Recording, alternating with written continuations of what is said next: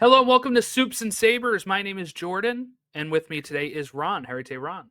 I'm doing good, man. We're just going to chop it up today, talk some comics for the first time in a while. Bit of a switch up from the content we've been doing recently. So Yeah. excited to be here with you and just kind of bring it back to the roots. You know what I mean? Yeah, we have if you had followed us when we were to the Infinity Saga and Beyond or Elseworlds or Pod Awakens, Fantasy Folk, um on the Marvel Pod, we had monthly Ultimate Spider-Man. We kind of fell off of that when I believe Agatha All Along was going on. Then we were doing um we were also doing Rings of Power, I think, at the same time, and like it was getting Skeleton really. Crew. It was just one thing after another. And Elseworlds was doing Penguin and Superman Lois. It was crazy. So the last one we did was issue 9. So we got to kind of talk through 10 through 14. We have Ultimate. We never really dove too much into discussing the Ultimates, so we can do that on here as well. Because some big stuff has happened in that book lately. And then I know you've been reading Panther, so you'll kind of update us on that. We'll talk some Ultimate Wolverine, which I've caught up on as well, or just issue 1. I haven't read issue 2 yet. Oh, okay. So, but yeah, so we have some good stuff to talk about. I know, like you said, kind of going back to the roots, talking some comics. I think you, Chris, and a special guest are going to be talking Absolute Batman. Yes. Um, Coming up next week. So keep an eye out for that for people that are reading the Absolute Batman story. I'm going to be reading Absolute Flash, so I might even do like a little short video about my impressions with that and put that up. So yeah, just getting into more of that stuff. We also have a great draft coming up in the next week or two with Andy DeGenova from Holy Batcast drafting DC hero suits to go with our villain suit draft. So a lot of stuff coming your way as well with our Daredevil Born Again stuff. We're going to do some Fantastic Four comic stuff before that comes out, some Superman comics before that comes out. So we got a lot going on here on Soups and Sabers. The grind never stops. No, because we also got Andor season 2 coming up. So we're swimming nicely along here. I see what Um, Okay, so Ultimate Spider-Man, we left off with issue 9. So issue 10, had the cover of um, Green Goblin and JJJ, and so we kind of focused on them in that issue. But issue 11, we got introduced to Felicia, right? Mhm. Ultimate 12, we had the Christmas one where it turned out that actually Peter's not there right now, right? And he is the next 2 issues, 13 and 14, really focus on that with Craven the Hunter hunting Goblin and Peter, Harry and Peter through Mole Man's like underworld, area here. Um, and then it looks like, if we're going to jump to the end of issue 14, it looks like Harry dies. I do not think Harry died right there. Really? Yeah, I think he'll be all right. I do think there's more likely than not a chance that he will be all right, but I think he definitely died there. I think they're going to have to find some crazy way to bring him back. But I mean, as we saw in Daredevil this week, a shot directly to the head seems to be a killing blow, no matter what you. I mean, yeah, really fucking really breaking the wheel there. I know, but yeah, I would agree that I think he will be back. I really love these last 2 issues in particular. Have been so cool, like just being in the Savage Lands and kind of having that little taste of Craven's Last Hunt kind of vibes to it, while also getting this little B plot with Richard, Peter's son. Yes, Richard and Felicia, the Parker boys, love the Hardys. They do. Right. They do. They do. And we're starting to see some more inclusion of this Pico suit, the black suit that he's been wearing. I was starting to theorize that that suit in itself could end up being an enemy in this and maybe might Mm-hmm. play the role of that like de facto symbiote kind of in the I way. think Yeah, I think you're right. I think this is going to be the ultimate versions of the symbiote suit here. It's black and white, you know, it can change its appearance. It also can kind of talk to you. We've seen it talk to Peter and talk to Richard. So it could be playing that role of put me on, you know, like Mm-hmm.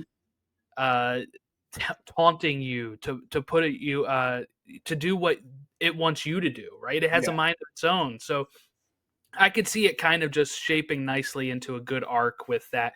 But maybe it won't be like we thought, where Peter has to deal with it. It might be more of a Venom is going to be Richard, right? Like we could even Mm-hmm. see that type of thing where it kind of corrupts him a bit and Peter has to snap him out of it or something.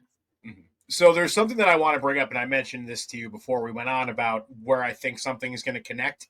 So in the most recent Ultimate Black Panther, we find out like T'Challa was having these like weird visions of like him like killing Moon Knight, who you know is like the maker villain of that comic. Well, up to this point was Moon Knight. He ends up being defeated in the most recent one. They have like a one-on-one duel, and T'Challa is about to kill him, but he gets stopped. But basically, like he's being plagued by these dreams and visions and stuff, and it's revealed that it's the vibranium itself. The vibranium is sentient, and there it's like almost its own like nefarious entity, and it like ends up taking form, and it's got this like physical shape, and it literally at the end of the comic this week, it basically like because all of Wakanda is made of vibranium, obviously, so it basically just like ultrons itself into Wakanda and like burns it to the ground. So there's like it seems to be some kind of common thread here in the Ultimates universe about like these powerful sort of metals or materials, what have you, and this sort of conscious sentience that they have. I don't know if they're going to connect or if it's just like a way to tell the a similar story in different mediums, but the timing of it all seems very suspicious. So I'm wondering if like maybe this Pico suit's actually a vibranium suit in some way or something like that, to where it's not just as simple as oh, it's an AI that's gone wonky. You know what I mean?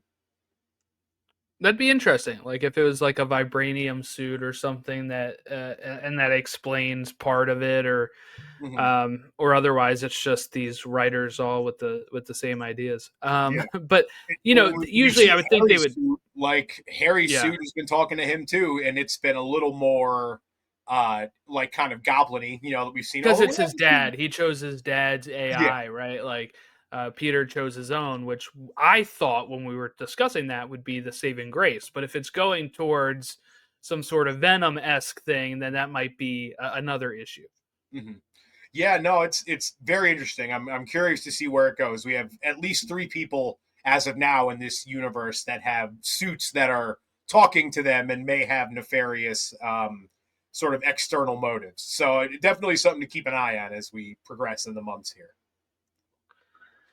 Yeah, what's your thoughts on Ultimate Black Panther? I haven't dove into it yet. I remember you were high on the first issue. Like, has it Mhm. kind of kept up with that? Like, should I be giving it reads, or is it like, It's good. It hasn't blown my pants off the way the first few have. It kind of hit a bit of a mm, lull, and they were like there was this stretch where like they're looking for anti vibranium, and it's just like I don't know. It felt a little like not quite as important as the others.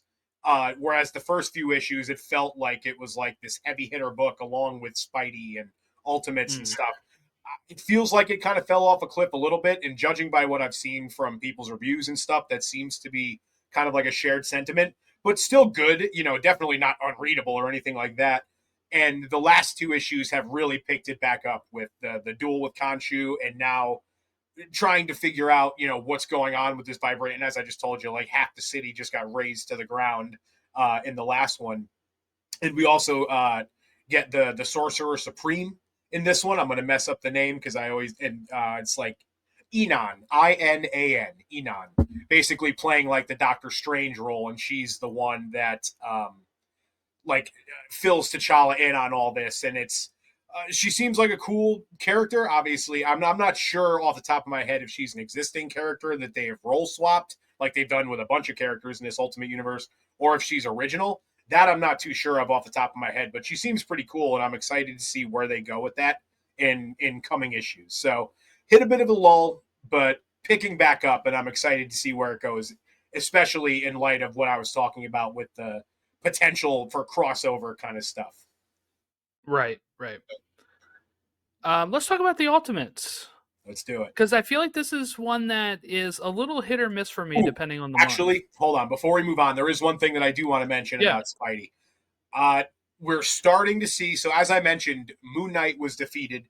So that's one of the Maker's council down, right? We also see in the most recent Spidey issue, could there be some dissension amongst the ranks of Kingpin's guys and his Sinister Six? Because we see Mole Man kind of help Harry and Peter out, try to guide them out of this sort of de facto Savage Lands. And we see Mysterio in there as well.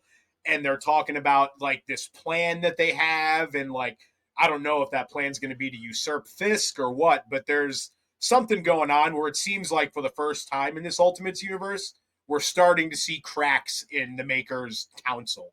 So whatever we're building up to here in 8 months, whatever it is, it seems like we may be starting to see the early formations of that now. Which is good, because like while I've enjoyed the Ultimate Universe, a lot of them end with that countdown of 8 months to go, 7, like whatever. It's like right now we still don't know what we're building towards, but like at least having some of that crack in the foundation is pretty big for when the Maker is supposed to remake his entrance. Re-enter the thing here. It's like as it's getting closer, you're seeing more cracks when you would think they'd be like, it's getting closer, let's like shore it up a bit more, but yeah. So I think when I'm talking about Harry not being dead, I when you have Mysterio there, I have to have doubts in the sense of, and I don't know if they would just kill Harry off that way in the sense of like very like it happens quick and like Peter's out and like it didn't linger on it too much. Like I feel like they would if it was lasting. And then also when you have Mysterio there, it could be very, this was an illusion, type of thing. So that's the way I'm leaning, especially like Green Goblin's mask is on the cover of one of those other issues coming up here. Yeah, but it is broken, so like it is, yeah. But he's in the reflection too, right? So I mean, okay, I missed that. I think so. But again, covers don't always mean what's going to happen, right? It's my cousin Gary Osborne has come to town. Because it can't be his dad. That's the one they killed off, Yeah, right? yeah.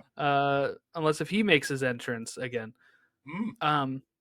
Let's talk about the Ultimates. This is the one that's probably the most hit or miss for me throughout. And when I mean miss, I don't mean like terrible. I just mean like so far I thought it'd be a little bit more continuous with the core group we've had. But there's some issues where you get like, here's us recruiting Hawkeye. You're like, great. Yeah. And then there's some issues where it's like, here's just Luke Cage in prison. And it was a really great issue, but it's also like, okay, not much there for the rest of the Ultimates, right? And then it's like, let's go meet the Guardians, and then let's go. Yeah. It's felt the most episodic out of any of them, to where there's the little through lines, like, the whole situation with Tony and how we just found out that he's back alive and kicking. So there's been those central plot threads, but on a month-to-month basis, it's felt the least connected of all of them. It's more like of adventure of the month sort of thing. It feels like.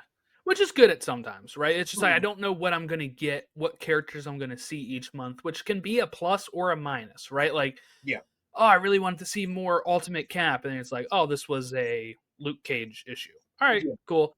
The best issue that we've gotten, I think, is Ultimates 4 with Reed as Doom, and like that one was just the highest of highs, and it's like every issue I'm reading since then, I'm like, can you get back there again?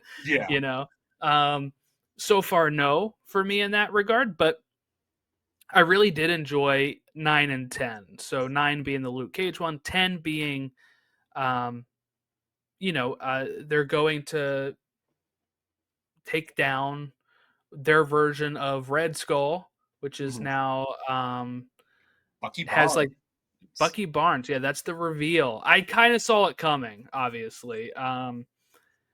When they just keep saying like that voice or like who could this be? I'm like, it's gotta Yeah. be Bucky. But then also you're trying to figure out why. Like he's in those flashbacks killing Nazis and stuff with them or fighting Nazis, So I'm like, what Yeah. is it? That's what I'm so curious about.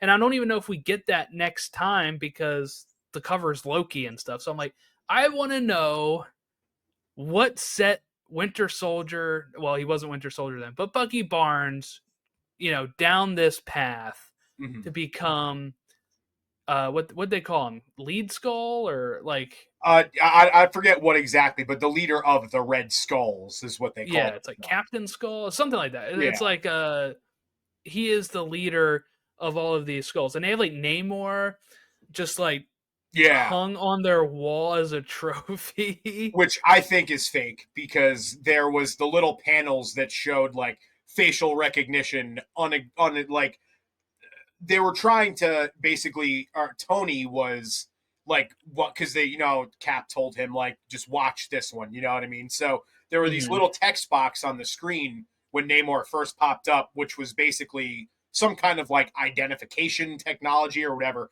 and it was just like identity inconclusive or something like that. So I don't think it's actually Namor.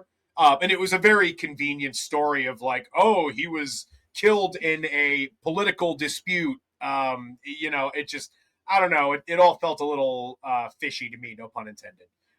So I think he is also still alive. I think this is either a Skrull or maybe just some other kind of like shapeshifter character, like a morpher, maybe something like that. I don't know, but I don't think Namor is out by any means.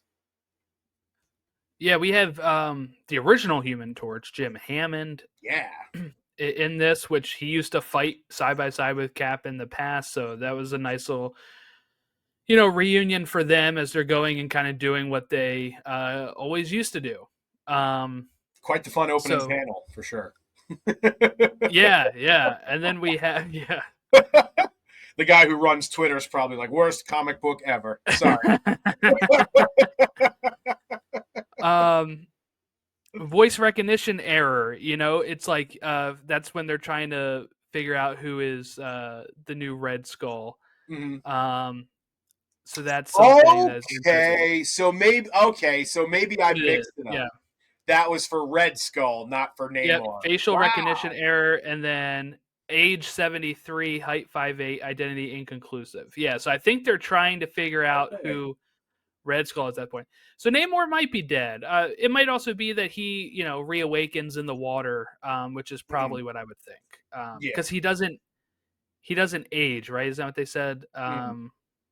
Like he stayed pristine, like Yeah. on the wall, Yeah. There was never no really decayed or decaying. anything. Yeah, yeah. I will say it is very funny too how this group it's like, yeah, we're the Red Skulls, but we use a Punisher logo, but it's a red Punisher logo, but we're in Castletown. It's like it's like Yeah. what are we doing here? Well, I think that is one of the great things about the Ultimate Universe, and why I think this and like the Absolute Universe are doing so well is because we already know the origins, we already know this stuff. So being able to play on them, Yeah. change them up with total creative control or whatever, allows you to come up with fresh ideas and kind of turn stuff on its head after the 616 universe is kept at such a status quo all the time. Mm-hmm. So this really, I think, when I'm reading Ultimates 10 and I'm like, if you tried to pull this in the 616, people would be like, you assassinated Bucky's character. Yeah. But because it is that different universe, people are more lenient towards this stuff. And Mm-hmm. they end up maybe liking those choices. We saw the type of fervor people had against Cap being a Hydra agent, Mm-hmm. right, in the main Yeah. universe. But if that was like a take in the Ultimate Universe, people might be like, "Oh, that's cool. It's different." Yeah. We love different stuff. And when you can be like, "Look, it's Red Skull, but what other hero has a skull? Oh, the Punisher. We'll make it that type of logo with the red on it." Mm-hmm. Like it's just playing with so many cool things that you can do. And they're able to do this in each book so far that I've read. Yeah. Um, because it's just, they have that capability, like Ultimate Wolverine. Like if we dive in Ultimate Wolverine, Yeah. Wolverine is the Winter Soldier, right? And it's like, okay, yeah, obviously Bucky's not the Winter Soldier because he's Yeah. Red Skull, so that leaves an opening in this universe. Which is really cool how they managed to do that in the same month. It's like, okay, if Wolverine is the Winter Soldier, then who is Bucky in this universe? Well, we just found out, like 2 weeks after that Wolverine comic came out.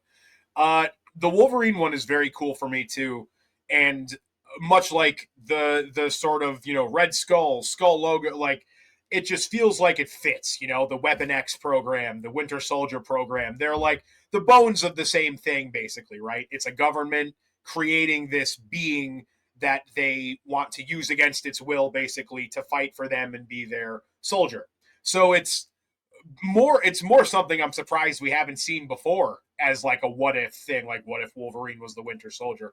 Probably hasn't been done because they were so similar and it would feel so similar, but it works here. I This might be my favorite one so far. I love everything about Wolverine, even the down to the art. Like I was trying to think of the adjective to describe it today. The best thing that I can come up with is scratchy. Like the art in this book is scratchy, and it feels like it has the perfect Wolverine vibe to it. Like when you look at the all black of like a shadow or something like that, you can very clearly see the pencil lines and stuff. It feels like a scratchy comic. I don't know if that's a weird way to put it, but when you look at the art, that's kind of like the vibe that I get from it. But I love it. I've That really is Alessandro Capuccio okay. is the artist. So Nice. Yeah, well, yeah, they're doing a great job. I also really like the sort of triad of villains they have at the top with Magic and Colossus and Omega mm-hmm. Red. We haven't been reading the Ultimate X-Men itself just because it's such a departure from Departure. everything else. Yeah, like I'm not a big manga fan. I know you're not. No shade No. on the style at all. It's obviously very popular and for good reason. A lot of people love it. Just not really my cup of tea. So it's good to still be able to have that mutant representation that we're getting via this book. I almost feel like that was by design. It was like we need to get a more universally accessible mutant representation into this universe somehow, and then that's probably where this, because you correct me if I'm wrong, but I can't recall any like references to a Wolverine Winter Soldier or anything like that in any of these other books, right? No, not that I remember. Yeah, so I don't know if this was always the plan or not, but it wouldn't shock me if it wasn't. I think would be more than what I would say.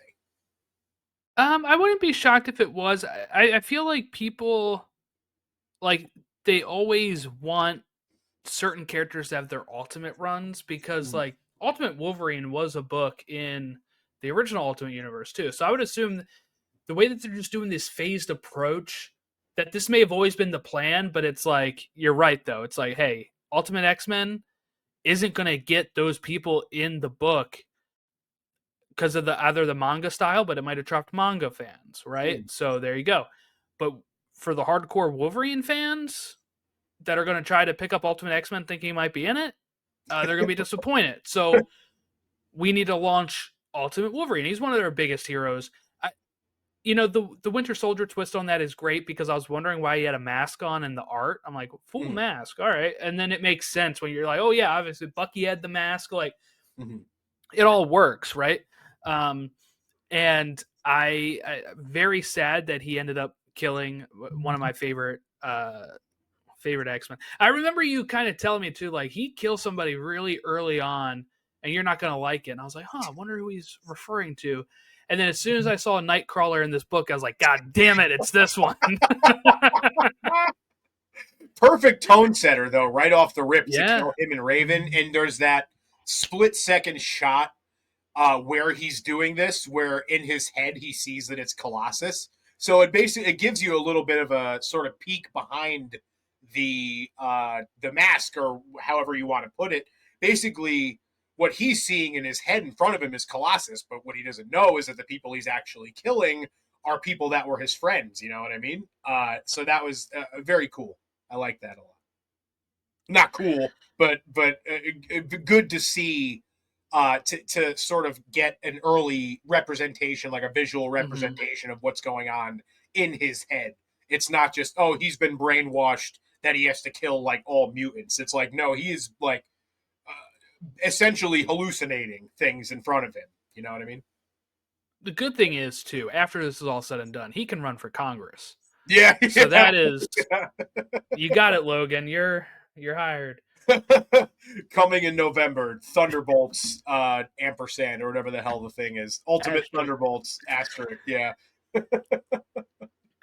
They love that asterisk now. It's going to be in the new book. Yeah, and I got my own thoughts about that, but you know, the thoughts on the asterisk, or the thoughts on the Thunderbolts book, and we'll get back to Wolverine in a second because there's one more thing that I want to mention. But so I've been, and this is more of a personal fan like gripe for my favorite characters. So X-23. Yes, we finally got a new Laura solo run, and I've really been digging it. And like Daredevil's been in it, and like it seemed like they were kicking off something really cool.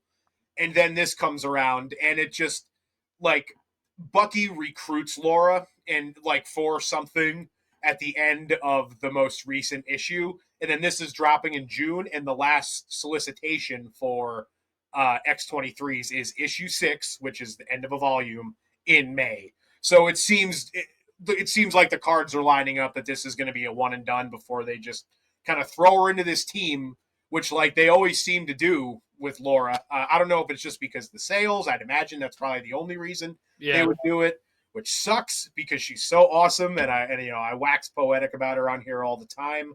But yeah, that's just my little gripe. Also, it just feels like a weird combination of characters for a Thunderbolts team. It kind of feels like it defeats the purpose of what the Thunderbolts are, but I digress.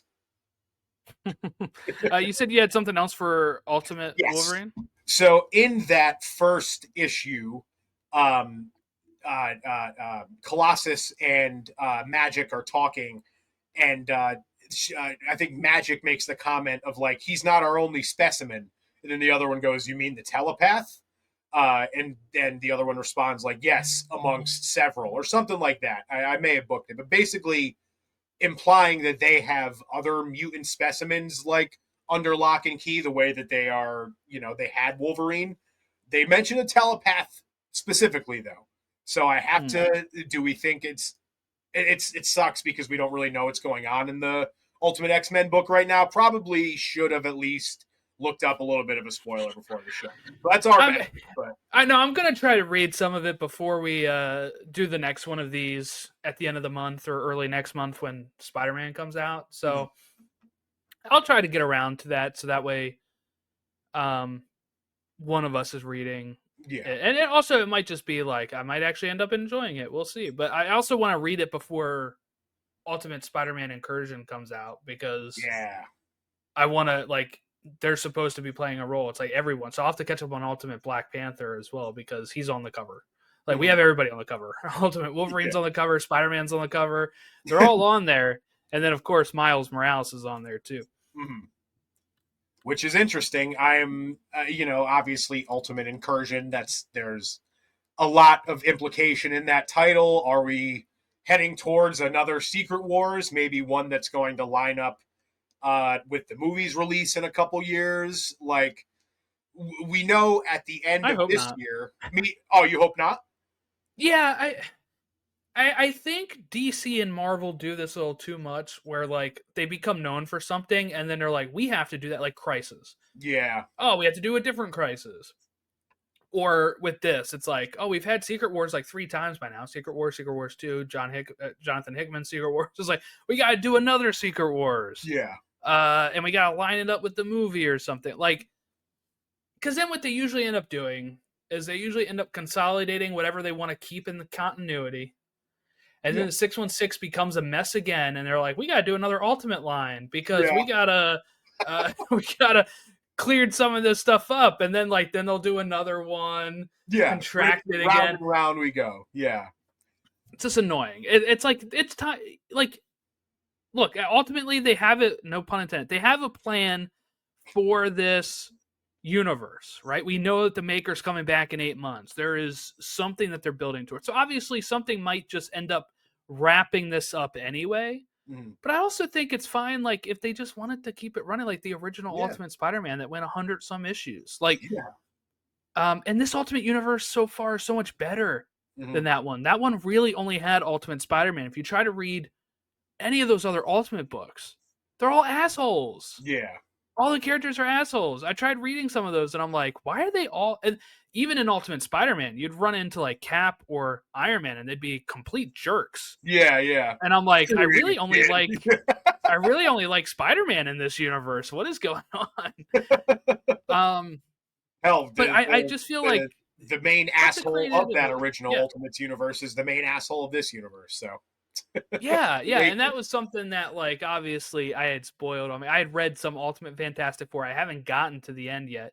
I'm now more curious about it because of that twist, but it's a slog. Like, Ultimate Fantastic Four started off really good, I felt like, when Bendis was on it, and then he mhm. left, and then yeah, people become jerks. And I'm wondering at some point how Johnny becomes classmates with Peter because I read all of the Spider-Man ones first, you Mhm. know. Yeah. And I'm like, at some point, he stops being a Fantastic Four member. I don't even know how. Mhm. But just let the creativity flow. Like, you don't have to contract it into the 616. Like, they're already doing that with Gwenpool, and they've Yeah. changed her whole look. And like, no, just leave it sometimes, man.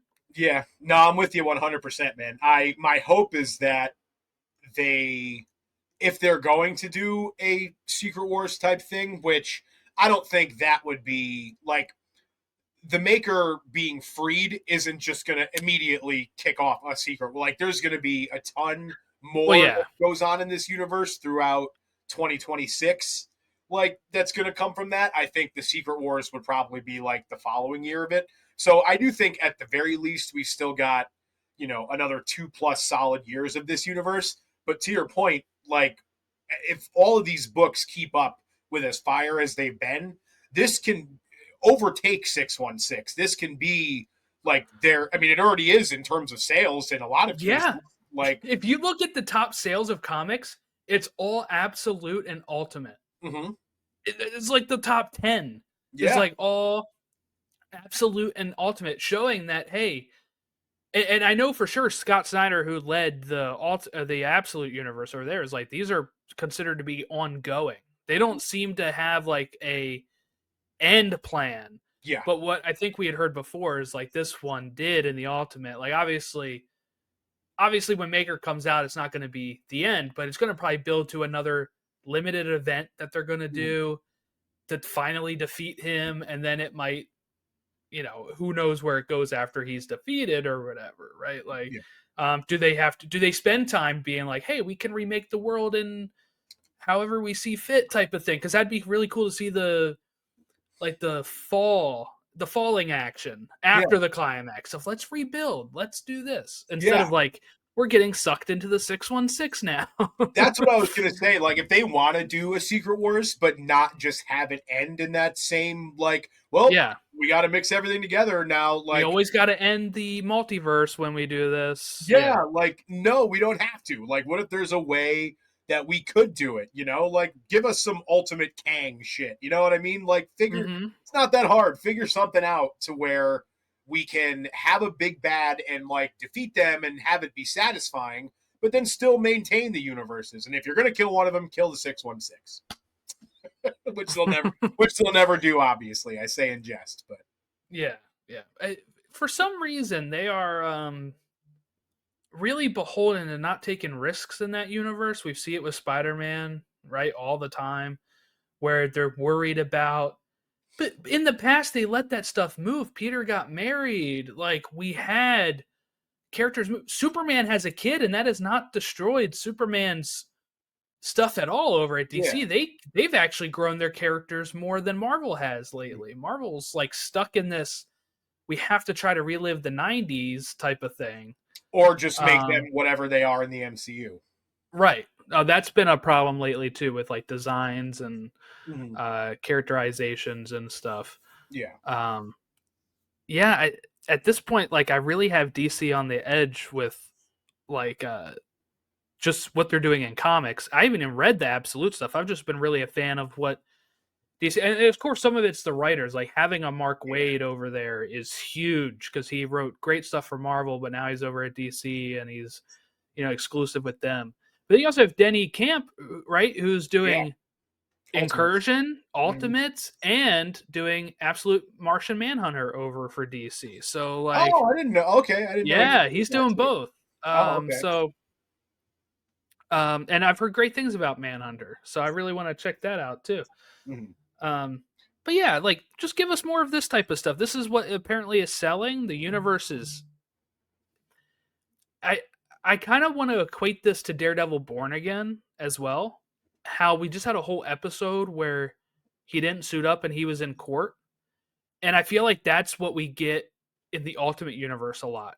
Mhm. Just Peter and MJ like having a conversation that takes up pages instead Yeah. of like we have to rush this because Doc Ock's bringing in his multiverse army here, and it's like no, like giving those moments to breathe, right? Mhm. And that I think is one thing that they've allowed the Ultimate Universe to do Mhm. because it's not the 616. They kind of give them more rope, more things to do whatever they want, and I feel like it's really working. We're getting more character depth than we get in the mainline comics.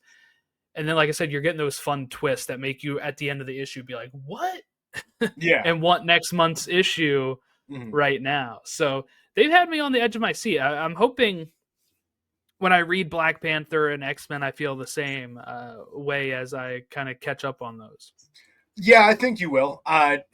One thing that can definitely be said for Panther and Ultimates, in addition to Spidey, is that same thing you just said. It feels like there is so much time allotted for the character intros and the growth and things like that. Like there's a lot of stuff.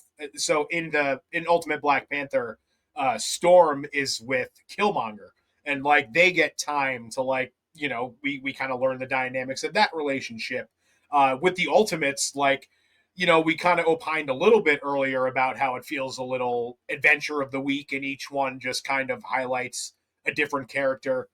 But as much as we might not want so much of it, at the end of the day, what it does is it gives you the full scope of what's going on with these characters. It's not just the bright lights and flashy colors in your face. You know what I mean? It's not just trying to sell itself based on that. There's actual depth to it. So yeah, I couldn't agree with you more, man. Real quick, the Guardians. I want to talk about them because that issue is interesting, right? Because they come from like the future of the Yeah. Ultimate Universe before the Maker had changed anything. Mm-hmm.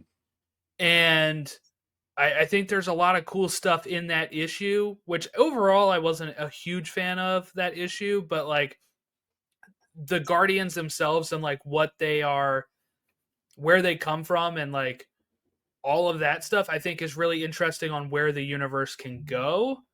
And maybe hints in there of stuff of what should have been, right? What could Mm-hmm. have been, that type of stuff. So I don't know. I just really interested in them. It's just the issue is, right?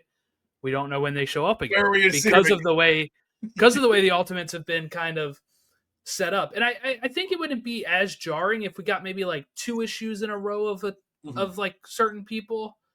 And then like here's your one off of like Luke Cage. And then Okay. like here's two issues of Cap doing this, and then boom, here's your Doom episode, your Doom issue or something, your Guardians issue. It's almost like it feels like 2021 MCU, right? Where it's like we get a character and they leave Yeah. us with all these questions, and then it's like, all right, when are we going to see him again? And it's like now here we are 3 years later, still waiting for Moon Knight. You know what I mean? Like it's got Shang-Chi 2, when's it coming? yeah, yeah. It's got a little bit of that vibe to it. And Yeah. they're setting up so many characters and there are so many questions, like even going back to like Hawkeye and She-Hulk, like there's just a lot of moving parts in this, in the Ultimates specifically. So I guess if I had to say I was nervous about any of them, which I'm not at all, that's just the one I'm the most, if I had to pick one, it would be Ultimates, just because it's like, feels like they're setting a lot up. Don't know how much of it we're going to see actually come to satisfying fruition.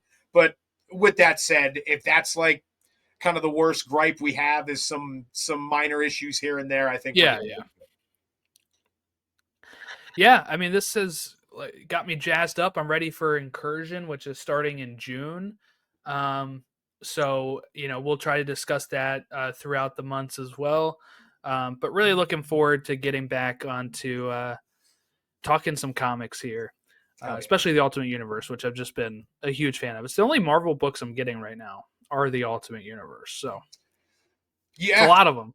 yeah, I'm I've got subbed to three of the. them. Let me look. God, I couldn't even tell you off the top of my head. Oh, Phoenix, obviously, I'm still doing. Fell off of the X-Men books because there's just 80 of them at this point. Been That's reading. why they're contracting them. Yeah, yeah. Been reading TVA. That's been really good as well. I recommend anybody out there who hasn't checked it out to check it out. I think it's going to end. Like, I think it's only going to end up being like 4 or 5 issues. It's a very short story, but it's been fun. Even knowing that it's not connecting to the MCU, which they were definitely leading you to believe it was for the first 3 issues, but it's still been a lot of fun. Yeah, I know. It made so much news that the penciler had to come out and be like, this is not I canon." mean, it wasn't even like people just picking something up and running with it. They were, I mean, Officer Morales. yeah. No, it wasn't an Officer Morales situation, but like having Miss Minutes and the penciler first coming out and saying it is MCU. I won't spoil it, but we get a character in this that is exactly down to their MCU design to a T. That is a staunch departure from what we've seen their comic design look like. They reference Loki, the show. Sylvie's in there. Like, there is no way that there wasn't at least a discussion or a plan about, like, should we make this thing canon? And then I'm going to guess somebody probably got cold feet at Marvel Studios. But I don't know. I don't know. Here's my take on this. I'm actually very happy it's not canon. Not because of the Scarlet Witch stuff or anything, but like if Spoiler! people if people are already confused on how Sam Wilson is Captain America Yeah.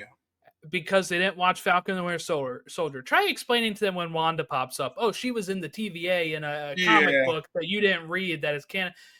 The homework stuff would go right Yeah. up, shoot through the roof. Uh, that's the type of stuff that I think we deal with it with Star Wars. And, Star Wars doesn't have any problem with overwriting a comic book. Yeah. They'll Yeah. do it in a second. That even if this was canon, I would say, call me when Scarlet Witch shows up and tell me if they even reference this, because they probably won't. Yeah. Right? Like, Yeah. yeah, they've overwritten Kanan losing his master in the comics when they did Bad Batch. Like, the comics are pretty much canon until they're not for Star Wars. And same thing with I would think with if they did any MCU ones. They did have like some older ones, but like James Gunn even came out and said that there was a one that was a prelude to Guardians 1 that he was like, that's not canon.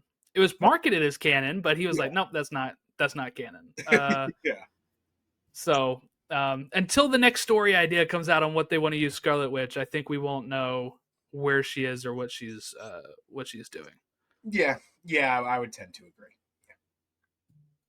Yeah, and like you said, it was drawn to make you believe that way.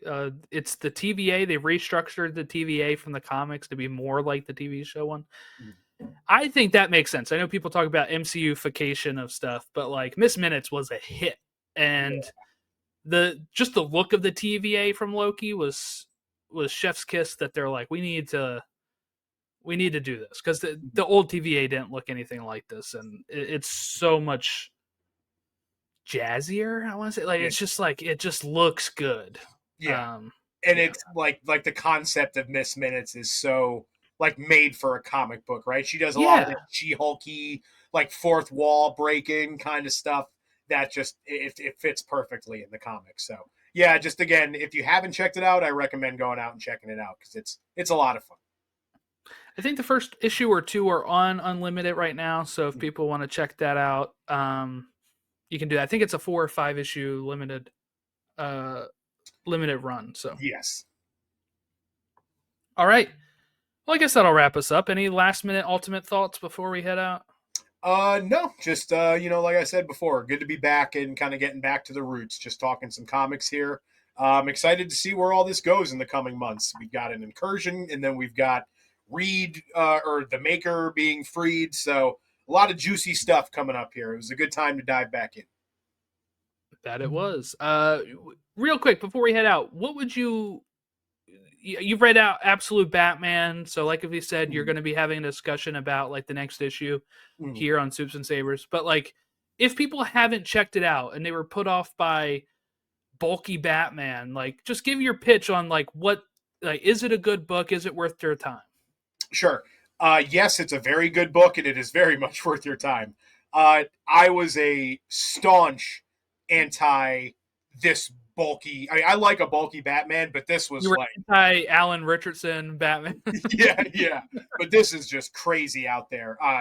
What we thought, but when you're actually reading the book, it doesn't feel like he's all that big. I don't know, like if it's like they intentionally just draw him that way on the covers to get people talking or what, but he doesn't feel like clownishly big when you're actually reading the books. Very much like these Ultimates are. They take characters that we know and change them in a lot of fundamental ways while still keeping sort of the souls of the characters there. Their relationships with Bruce are a lot different. There's some friends that are foes and foes that are friends, so you never really know who is who until it's established on the page. It keeps you guessing a lot. It is fantastic. It is a just total reimagining of Batman the character, down to the pearls falling in Crime Alley. We don't even get any of that. So if you're sick of that kind of classic, same old shit every time Batman, this is the book for you. And they're setting up some really cool stuff as we come into the end of the first volume here. So definitely pick it up if you're just a Marvel fan and like want to get into the DC side now that the DCU is picking up. It's a hell of an entry point. Cool. I still haven't picked it up yet. I do want to read it. I just haven't had the time, so that's on my list. Like I mentioned, I'm going to be reading Absolute Flash Do it. when that drops out. So really looking forward to diving into the Absolute universe because I've heard great things about all of their books. I just heard Absolute Superman 5 or whatever was really great too. So I got to go track these down. Okay, at Soups and Sabers on all of our social medias. You can find us there. You can like and subscribe to us here on the YouTube channel if you're watching, or you can follow us on Spotify. You can leave comments on Spotify now as well as ratings if you want to give us 5 stars, which we highly recommend. But that is all. Have a great rest of your day, and we will catch you next time.